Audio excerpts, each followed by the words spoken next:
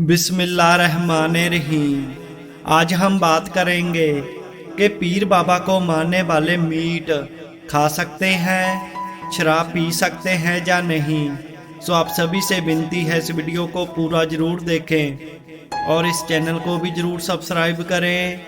प्यारे दोस्तों, कई लोग हमसे अक्सर ही मैसेज में कमेंट में पूछते हैं कि हम अपनी ज़िंदगी में पीर बाबा को मानते हैं, क्या हम ब्याह शादी में या किसी खुशी के मौके पर मीट और शराब को खा पी सकते हैं या नहीं। सबसे पहले हम बात करेंगे शराब के बारे में। शराब को नापाक माना जाता है, यह किसी भी लिहाज में पीना उचित नहीं है। इसको पीने वाला इंसान नहीं रह सकता, उसकी बुद्धि घूम जाती है, वह अबनॉर्मल हरकतें करने लगता है। कोई भी पीर फकीर शराब पीने की इजाज़त नहीं देता। शराब से हमें सेहत का नुकसान होता है, हमारा दिमाग खराब हो जाता है। शराब पीना किसी भी लिहाज से उचित नहीं है, चाहे कोई खुशी का मौका हो, चाहे घर में ब्याह हो, शादी हो, लोहड़ी हो या कोई भी मौका हो। किसी भी मौके पर किसी भी किस्म की, जहाँ तक बियर भी पीनी नाजायज़ है या किसी तरह से हलाल नहीं है। इसीलिए पीर बाबा को मानने वाला इंसान कभी शराब नहीं पी सकता। किसी भी पीर बाबा ने इसकी इजाज़त नहीं दी है। इसीलिए आप इस नशे से हमेशा दूर रहे। वैसे तो हमें अपनी ज़िंदगी में कोई भी नशा नहीं करना चाहिए। नशा तो रोटी का ही पूरा नहीं होता, दूसरे नशे को कैसे पूरा करेंगे। इसीलिए आप सिर्फ रोटी का नशा रखें, बंदगी का नशा रखें। जो नशा बंदगी इबादत में है वह किसी दूसरी चीज़ में नहीं है। शराब पीना हर तरीके से गलत है, इससे हमेशा दूर रहे। पीर बाबा ने इसकी कोई इजाज़त नहीं दी है। और अब हम बात करेंगे मांस के बारे में, मीट के बारे में, कि पीर बाबा को मानने वाला मीट खा सकता है या नहीं। अगर हम पीर बाबा की बात करें तो लगभग सभी पीर इस्लाम धर्म में ही हुए हैं। इस्लामिक मत से वह संबंध रखते हैं और इस्लाम में अल्लाह ताला की तरफ से हुक्म है।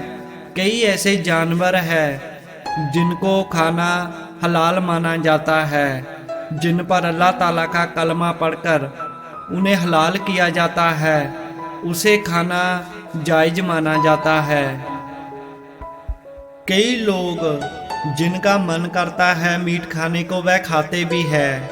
कई लोग पीर बाबा को मानते हैं लेकिन वह मीट को हाथ तक नहीं लगाते। यह भी बहुत अच्छी बात है।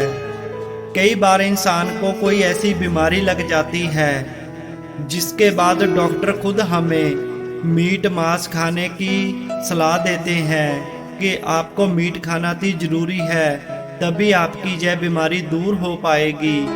कई लोग इस डर की वजह से कि कहीं बीमारी से हमारी मौत ना हो जाए या कोई और बड़ा दुख ना लग जाए, इसी वजह से वह मीट खाने लगते हैं। कई लोग जो जिम के शौकीन हैं वह अपनी बॉडी को प्रोटीन की ज़रूरत पूरी करने के लिए मीट खाते हैं। आप एक बात को सोचें, जो आज से कई साल पहले लोग थे उनकी सेहत कितनी अच्छी होती थी। वह 100-100 साल जीते थे और मीट की तरफ देखते भी नहीं थे। वह प्रोटीन की ज़रूरत दूसरे फलों से, सब्जियों से पूरी कर लेते थे और उन्हें मीट खाने की ज़रूरत नहीं पड़ती थी। हर इंसान के मन पर ही होता है कि उसे क्या चीज़ खानी है, क्या नहीं खानी है। मीट खाने को हम दो तरह से सोच सकते हैं। पहला कि अगर हम अल्लाह ताला की तरफ से सोचें तो हर जीव जंतु, पशु पक्षी, पेड़ पौधा, हर में उसकी रूह बसी हुई है, उसकी जोत समाई हुई है। हर इंसान में, हर जीव जंतु में वह परमात्मा बसा हुआ है और हमें कोई हक नहीं है कि समय से पहले किसी भी जानवर को मार कर खा जाएं। यह किसी भी तरह से सही बात नहीं है। हर जीव को जीने की पूरी आज़ादी है। वह अपनी मर्जी से, आज़ादी से अपनी पूरी ज़िंदगी जी सकता है और अल्लाह ताला हमें कतई ये हक नहीं देता कि हम किसी भी जीव को बेमौत मारें और उसका मांस खाएं। और दूसरी तरफ है, अगर डॉक्टर ने आपको कहा है कि मीट खाना पड़ेगा, तो कई लोग अपनी मौत की डर से या बीमारी के डर से मीट खाने लगते हैं। यह सब कुछ आपके मन पर ही डिपेंड करता है, आपको खाना है या नहीं खाना है। और इस्लामिक शरीयत के मुताबिक कई जानवर ऐसे हैं जिन्हें कलमा पढ़कर हलाल करके खाया जा सकता है, उसमें भी आपकी ही मर्जी है खाना है नहीं खाना है। और कई लोग बीमारी की वजह से खाते हैं, उसमें भी आपकी ही मर्जी है। हर इंसान का अपना मत है, लेकिन मीट खाना, किसी भी तरह से किसी भी जानवर को मारकर खाना हमारे हिसाब से तो जायज़ नहीं है। बाकी हर इंसान का अपना मत है, अपनी इच्छा है, अपना मन है। आपने देखना है कि मुझे कौन से रास्ते पर जाना है, खाने वाले या नहीं खाने वाले, क्योंकि आपको अपने कर्मों का भोगना पड़ेगा। आप अच्छे कर्म करेंगे आपको अच्छा फल मिलेगा, बुरे कर्म करेंगे आपको बुरा फल मिलेगा। अब ये आपको सोचना है कि आपको कौन सा कर्म करना है, अच्छा या बुरा। सो आपको समझ लग गई होगी कि हम आपको क्या समझाना चाहते हैं।